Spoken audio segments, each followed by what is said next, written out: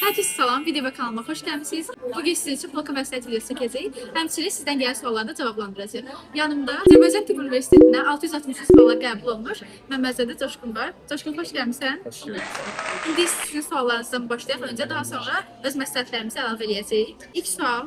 Deməli, Coşqun, sən 3-cü kurs bakteriyanın biri olaraq suallarımıza cavab ver. Görək sənin fikirlərin necədir? Deməli, kimyanı necə öyrənmək olar? Əsas da üzvü kimyanı. Daha çox sual gəlir mənə. Mən deyərdim ki, qeyri-üzvü kimyanı öyrənmək, üzvü kimyanı öyrənmək daha çətindir. Çünki qeyri-üzvü kimyada daha çox əzbər olur, nəinki üzvü kimyada. Üzvü kimyada nisbətən belə sxematik quruluşla falan, cədvəllərlə falan öyrənmək daha rahat olur. Səfərə məsələn bayaq baxdığım suallardan birində var idi, suallardan gəlmişdi. İlk sual ardıda var. Arada var ki, bəs hansını öyrənsək rahat olar, necə öyrənsək rahat olar? Məncə birinci ilkin anlayışları, yəni çox yaxşı şəkildə bilmək lazımdır ki, qeyri-üzvü kimyanı, üzvü kimyada çətinlik çəkilməsin. Yəni məsələ tipləri olsun, məxnə məsələləri olsun, faiz məsələləri. Sən dediklərinə qatılıram, amma bu şeydən də dəyişir. Məsələn, birinci qrupsuzsa çox dəhşətlərini bilməyə ehtiyac yoxdur. Amma dördüncü qrupsansan, sən hər şeyi bilməlisən. Üzvü kimyanın ən çətinindən tutmuş, ən asanına qədər bilməlisən. Çünki bilmirsən imtahanda sənə necə tipli bir sual düşəcək, necə, yəni çətin də düşə bilər, asan düşə bilər. Məsələn, mən öz hazırlıq yoldaşlarımdan misalan deyim. Onlar çətinə gələndə ayda bu mənə düşməz deyib keçirdilər. Amma ki edilən ən böyük səhv budur. Məsələn, o düşməz dediyin gəlib sən imtahanda düşəcək və sən onu yaza bilməyəcəksən. Ona görə o sualı bilmirsən, aç işlə, bilmirsən, müəllimdən soruş, yoldaşından soruş. Yəni illa ki, eynən YouTube-da oldu izahlardan. Yəni mən düşünürəm ki, o əsas da üzvü kimyada məsələlərdir, ya və yaxud da hər şey, ümumiyyətlə eynən quruluşdur, sonra qaydalar, formullar, buna daha çox düşür və birinci qrupsuzsa yenə səthi bilməyi bağışlamaq olar, amma dördüncü qrup mütləq onun hər dərinliyinə qədər bilməlidir. Sonra ikinci sual. Dostlar, çalışın videonu keçməyin. Ortasında sizə çox önəmli bir xəbərim olacaq. Sona qədər baxın, fikirlərinizi rəylərdə bölüşməyi unutmayın, like etməyi və abunə olmağı da unutmayın. Peki biyologiyadan təkrarlar necə edilməlidir? Cavabınızı sevinərəm nəsə belə. Biyologiyadan təkrar haqqında soruşdular. Biyologiyadan təkrarı sinif eləmək məncə daha doğrudur. Açıb məsələn 6-cı sinifdə əsas nə düşünür? 6-cı sinif, sonra 7-ci sinifdə əsas, yəni sualların çox səhvənəmsə 6-7 sual oradan düşürdü. Bizim ilin, yəni 2024-ün 2-ci cəhdinə 7-8-dən 7-ci sual düşmür. Botanika, yəni biologiyanın canlıdır. Keçirilmə. Əsas 7-ci sinifə fikir verilmiş ki, 7-8 üçün də 8-ci 7-8-dən daha çox sual düşür. Təkrarı eləyəndə də əsas ağırlığı 7-ci və 8-ci sinifdir. Deməli, mən belə bir şey demək istəyirəm. Mən 10-cu sinifdən başlamışam hazırlaşma. Tam olaraq 4-cü qrup olacağımı 10-cu sinifdə qərar vermişəm. Ona görə biologiyada, kimyada, fizika kimi fənləri mən 10-cu sinifdə öyrənməyə başlamışam. Ona görə vaxt azlığının nə demək olduğunu daha yaxşı başa düşürəm deyə düşünürəm. Bir şey deyim ki, məsələn, biologiya kimi əzbər fənnini, yəni onu təkrarlamaqdadır. Yəni tez-tez təkrarlamazsan, bunun canı təkrardadır. Bir də ki, məsələn, mən belə düşünürəm ki, oxuyan zaman, təbii ki, bu son bir ay yarım qalmışlara aid deyil, amma onun siniflərə məsləhətim olar ki, oxudunuz və ya da 11-də təzə başlayanlar üçün hələ gec deyil, yəni. Oxuduğunuzda görürsən ki, məsələn, bu hissə daha əsasdır. Onu ya altın xəttə, ya highlight edir. Məsələn, mən hey sarılayırdım. Bütün kitab yəni sarı-sarı bir şeylər. O sarılayanda daha çox gözümə dəyir. İmtahanın qabağında mən hər sınağa gedəndə o kitabları başdan sona təkrarlayırdım və yəni, o sarılar gözümə girirdi ki, bunu oxumaq lazımdır. Bu düşüb ki, bunu bilmək lazımdır. Yəni belə düşünürəm ki, bioloji cədvəlim sarı. Təkrarı belə bu tiplə eləmək lazımdır. Başqa kitab da hazırlaya bilərsiniz. Yəni əsas kiçik kağızlarda əsaslardan biologiya. Elə idi. Deməli deyir ki, biologiyadan şəkillər necə yaradılır? Biologiya şəkilləri öyrənmir. Çox deyil, yəni əsas şeydə quşlarda falan idi. Quşların ürəyin quruluşu necə idi? Məncə şeyləri nəzərdə tutulurlar. Bir heyvan orqanizmindəki skeletlər, bir də insan orqanizmindəki skeletlər. Məncə onlar nəzərdə tutulur. Şəkil çox düşür. Skeletidir. Məncə 2 dənə düşür. Ondakı öyrənər rahat. Əsas hər şəkildə 3 dənə məqam olur ki, digərlərindən fərqlənir. Məsələn, quşda döş idi, çəngəl sümüyü idi, qurbağa idi ki, bəs döş sümüyü quşa aid idi, bu tip şeylər var idi, bunlar idi əsas. Onsuz da o şəkil dediyimiz şeylər, yəni çox az olduğu üçün, onlar topluda da olur, güvəndə işləmişsə güvəndə də var. Onlar toplu yəni güvən əsasında düşürdü. Siz yəni əsas botanika durub şəklin dərinliyini eləmək məncə məntiqsizdir.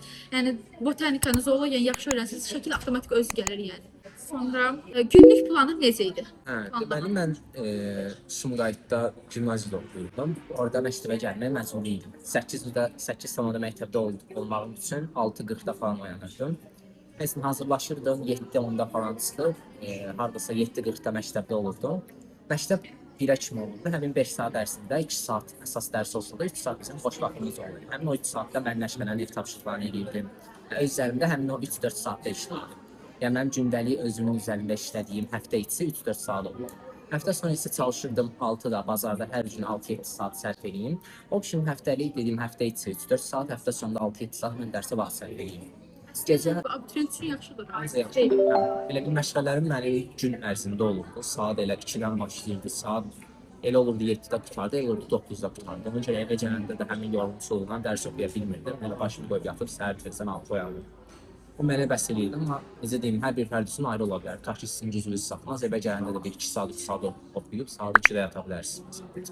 Məsələn, məndə biraz fərqli idi. Mən evə 9-da gəlirdim, ən tez 10 falan olurdu belə gələndə.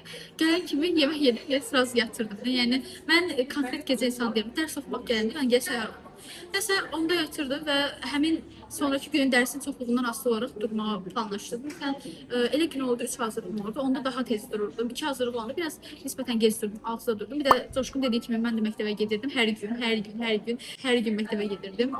O məktəb hamımızın həyatında vardı. Yəni bəzi uşaqlara görürəm ki, heç mənim qardaşım daxil olmaqla məktəb bəhanə edirlər ki, məktəbə gedirəm, çatdıra bilmirəm. Amma yəni biz çatdırmışıqsa məncə hamı çatdıra bilər ki, mən o qədər özümü şəxsən çox prinsipial bir insan kimi görmürəm. Daha çox prinsipiallar var məncə. Yəni istəyən çatdırır deyə düşünürəm. Sonra deyir ki, ruhdan düşməmək üçün nə edə bilərik? Sizin bir yolda saxlayan xəyalınızı fikirləşə bilərsiniz. Bu özü, yəni sizə stimul verən nə olur bu yolda? Bu anatanın istəyi ola bilər, arzusu ola bilər. Və yaxud uşağı arzusu ola bilər. İstənilən həvəs. Pul ola bilər, məsələn, gələcəyi fikirləşirsən ki, gələcəkdə mən maliyyə zotlar vermək istəyirəm, ona görə bu yolda irəliləyirəm. Sığı yolda o da saxlaya bilər. Mən ruhdan düşəndə nə edirdim? Valideynlərimin istəyi olurdu, onları fikirləşirdim. Elə gəlirdi, açırdım televizorda, uğurlu həkimlərin videolarına baxırdım, hansı həyat rahat yaşayırlar. Maraqlı olurdu. Məsələn, xarici tələbəliyi üçün həvəsim var idi, istəyirdim. Düşünürdüm ki, bu yolda mən rahat şəkildə xarici tələbəliyə başvura bilərəm. Belə şeylər stimul verirdi mənə. Ən çox da elə YouTube-dakı videolar, xarici tələbə videolarına baxırdım. Şəxsən mən özüm qoy bir şey deyim. Hər sınaqdan qabaq, hər imtahandan qabaq ən azı 2 videoya baxırdım.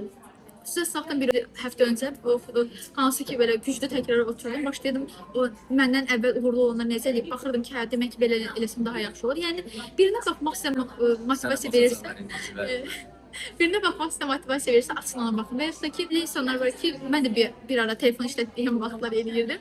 Ekrana məsələn qəbul olmaq istədiyiniz universitetin şəklini qoya bilərsiniz. Belə, yəni motivasiya bir şeydir ki, keçicidir. Çalışın o disiplini qorumağa çalışın.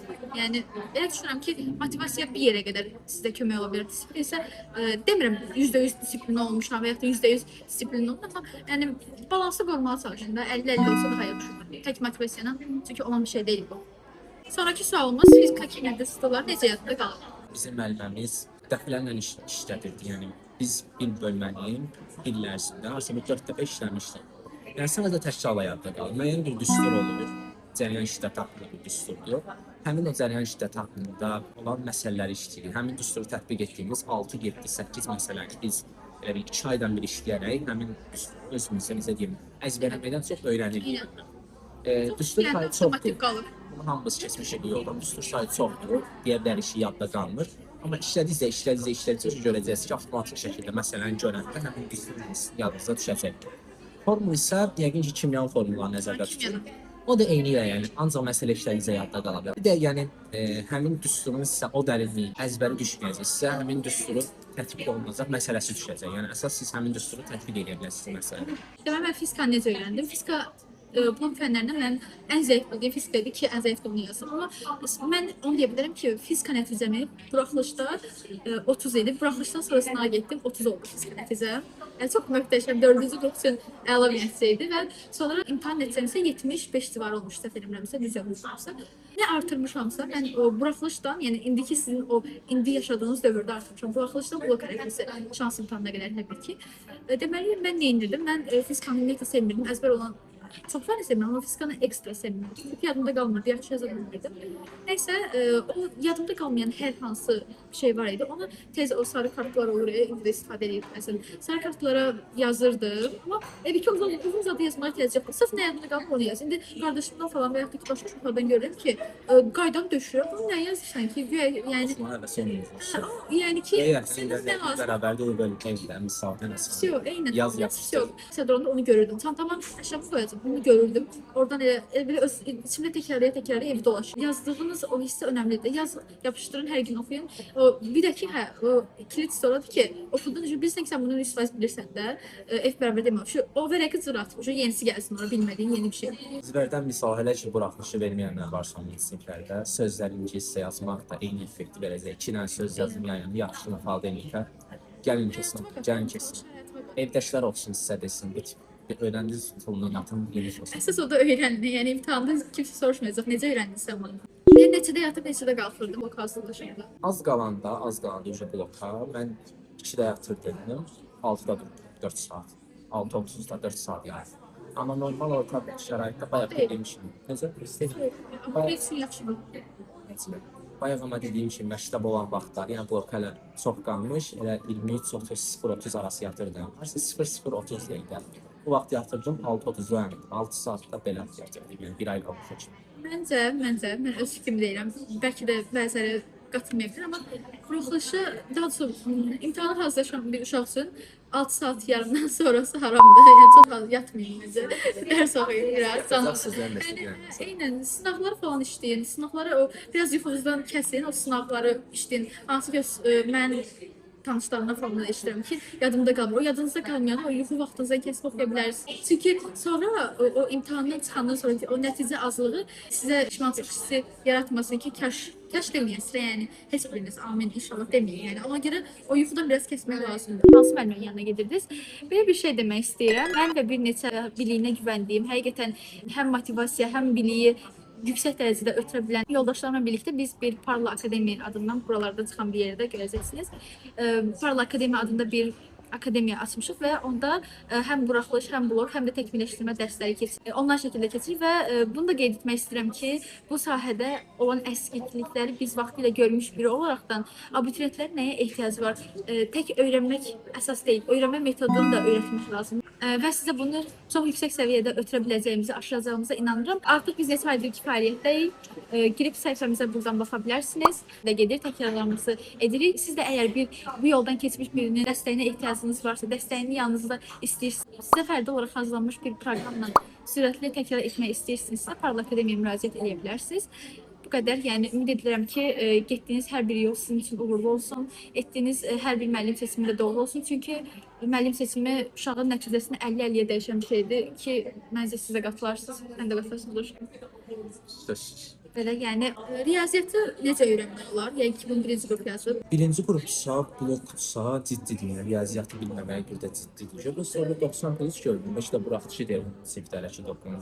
Yəni ki, buraxılışı üçün deyil. Riyaziyyat yəni çox belə özünüzü çətinə salacaq bir fən deyil. Riyaziyyatda sizə buraxılışda 3-4 dənə çətin sual düşəcək. Digərləri sizin yəni orta səviyyəli yəni suallar olacaq. Həmin 4 sualı öyrənmək üçün siz sadəcə demək top test toplusundakı o çətin suallar olur. Hər kəsin dairəli müəllimdən soruşmalı.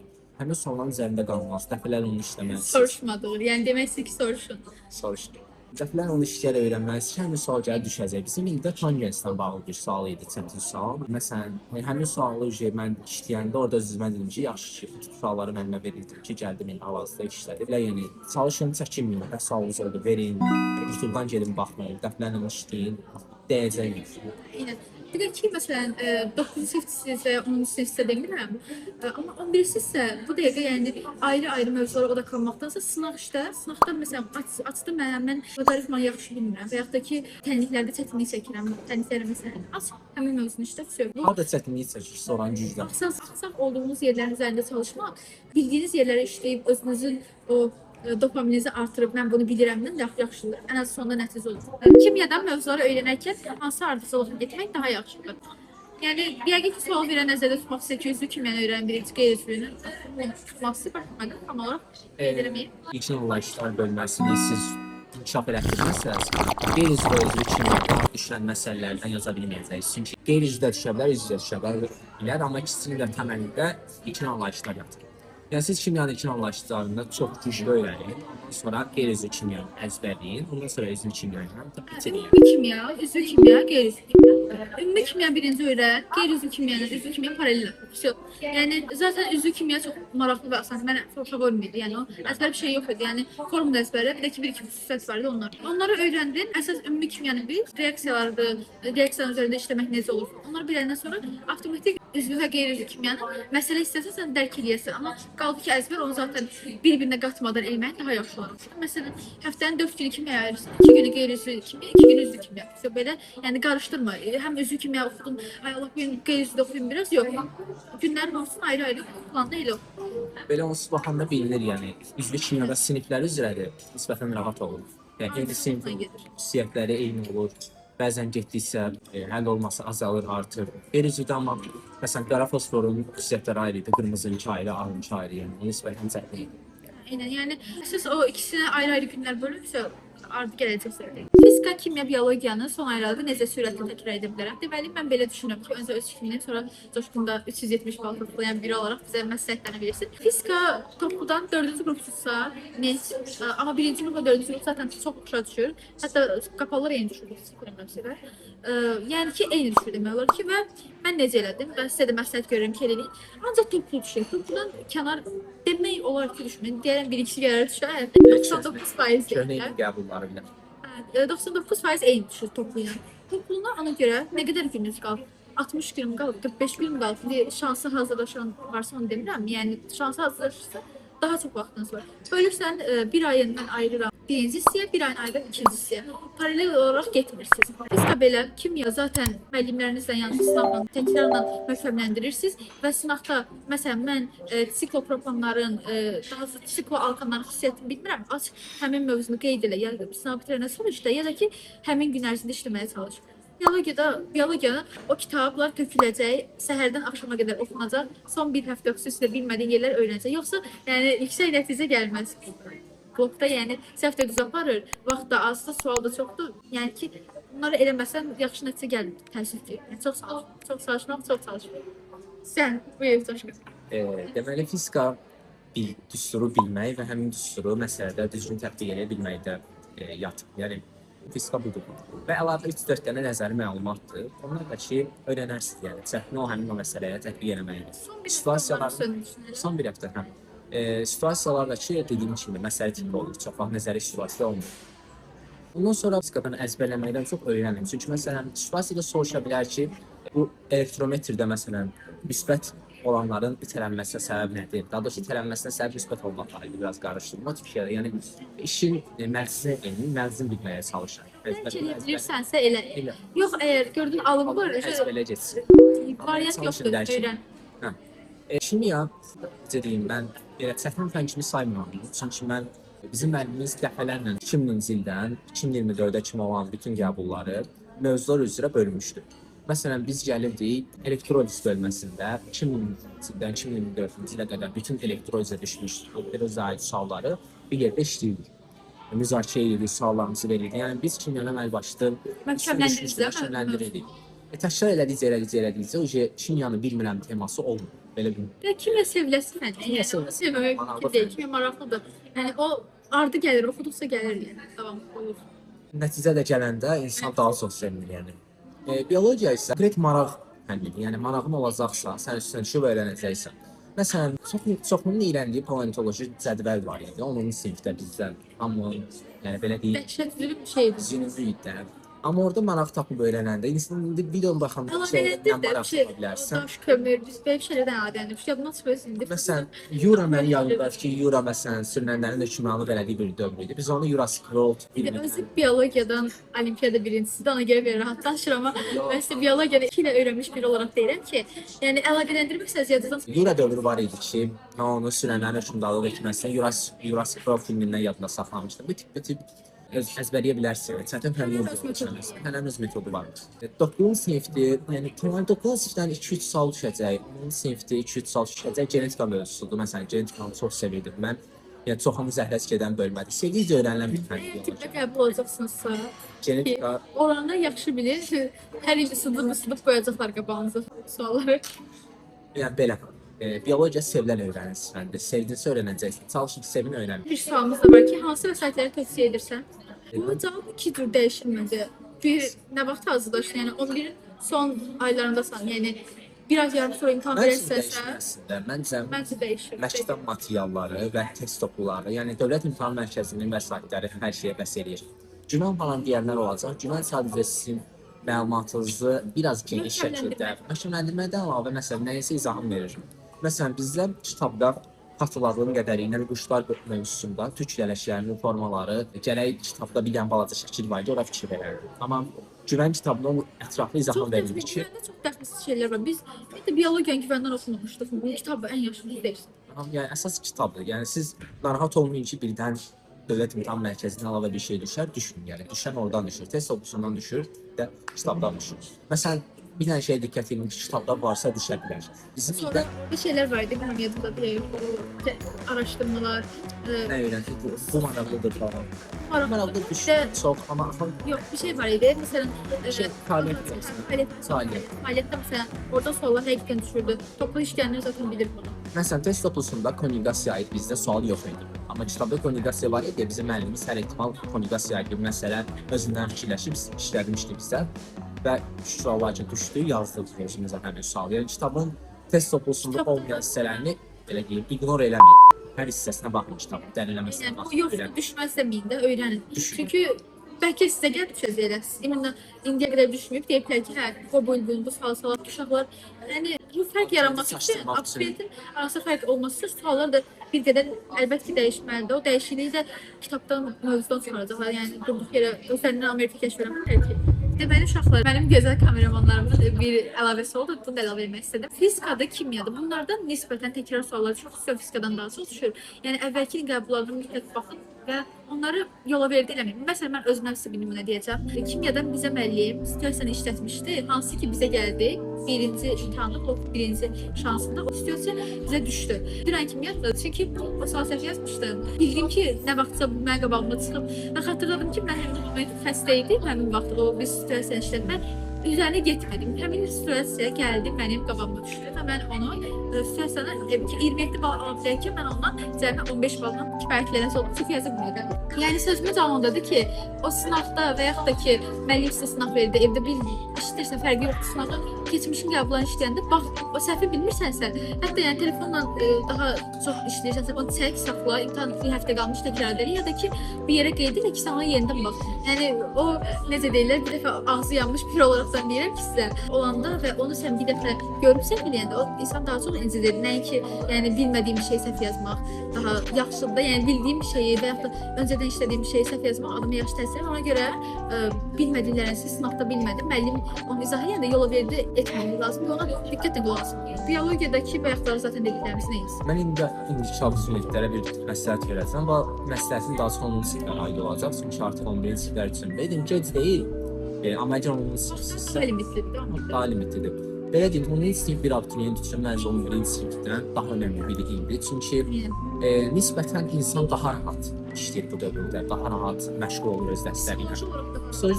Psixologiyadan rahat, çünki 9-cu sinif buraxışın adısıdır, 11-ci sinif buraxışın hələ 2 il var. Yəni oturur sadəcə dərsindən fokuslanır. Yəni mən sizə məsləhət görürəm ki, 10-cu sinifdən ən yaxşı şəkildə yararlanın. Mən özüm şəxsən deyə bilərəm ki, mən 10-cu sinifdə olan fəaliyyətimin sayəsində mən 11-ci sinifdə rahat başdan oxuya bildim. Yəni məsələn, elə tanışlarım var ki, 10-cu sinifdə onlar 2 ilim qalıb deyildi, 1 ilim qalıb deyildi. Qulaq ardına vurdu fənləri. Onlar 11-ci sinifdə çox çətinə düşdülər. Yəni yuxularını 2-3 saat azaltdılar. Məndə olmadı, çünki 10-cu sinifdə mən hazırlaşırdım, belə deyim. 10-cu sinifin yay tətilində demirəm, tətildə çalışın, istirahətinizi eləyin ki, başınız beyniniz açıq olsun. Amma tətilə qədər yəni nəticənin 70% 10-cu sinifdə qazanılır. Deyə bilərik belə. 70 yox, 60% 10-cu sinifdə qazanılır deyə bilərəm. İndividual bir şeydir bu da təbii ki, amma yəni 10-cu sinifi möhkəm bildin, 11 sənə rahat olacaq. Buraxılış fənninə necə hazırlaşırsınız və yaxud da məncə dediklərimiz kifayət edir. Təkrara da çox önəm veririk. Digər suallar da təxmini bu civarı bir şeydir. Ümid edirəm ki, sizə ətraflı cavablandıra bilmişik suallarınızı. Yenə də sualınız olsa rəylərdə yazın. Əlimdən gələn qədər sizi cavablandırmağa çalışacağam. Hər bir abituriyentə bacardığım qədər dəstək olmağa çalışacağam. Bura qədər izləmişsinizsə sizə təşəkkür edirəm. İzləməmisinizsə də İzləməmişsinizsə görmürsünüz bu təşəkkürü. Videonu bəyənməyi unutmayın. Buyur. Sağ ol de. hamınız olurlar. İzləyiblər səni. Hamınız olurlar. Uğurlar inşallah ki Mən nəticələriniz daha çox təşəkkür edirəm. uğurlar inşallah nəticələriniz istədiyiniz kimi olar inşallah ki hər biriniz istədiyiniz universitetin istədiyiniz fakültəsinə qəbul olarsınız. İmtahan necə keçdi, necə oldu və yaxud da hər hansı bir sualınız, istəyiniz varsa rəylərdə qeyd edəsiniz. Hər zaman sizə dəstəyim. Instagram hesabımda Zübər Abiyeva oradan yazsanız daha tez suallarınıza cavab verəcəm. Sağ olun. Bakın. Oktan